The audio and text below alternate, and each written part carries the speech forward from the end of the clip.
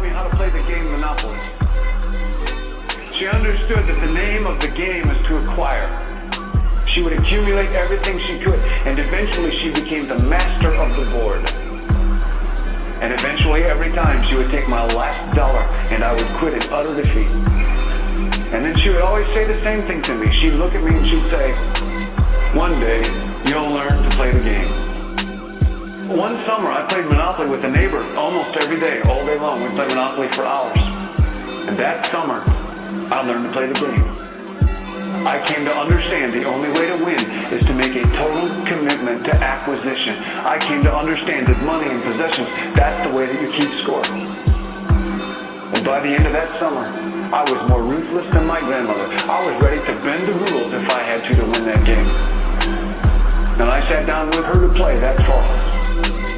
I took everything she had. I destroyed her financially and psychologically. I watched her give her last dollar and quit in utter defeat. And then she had one more thing to teach me. Then she said, "Now it all goes back in the box." All those houses and hotels, all the railroads and utility companies, all that property and all that wonderful money. Now it all goes back in the box. I didn't want it to go back in the box. No, she said. None of it was really yours. You got all heated up about it for a while.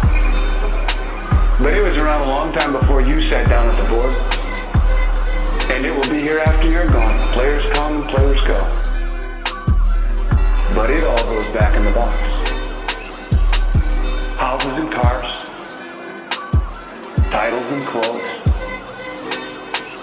filled barns, bulging portfolios, even your body.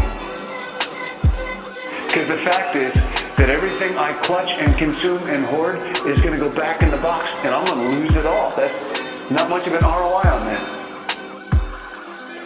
You have to ask yourself, when you finally get the ultimate promotion, when you've made the ultimate purchase, when you buy the ultimate home, when you have stored up financial security and climbed the ladder of success to the highest rung you can possibly climb it, and the thrill wears off, and it will wear off, then what?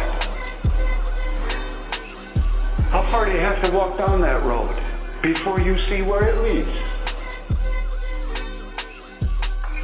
Surely you understand, it'll never be enough. So you have to ask yourself the question, what matters?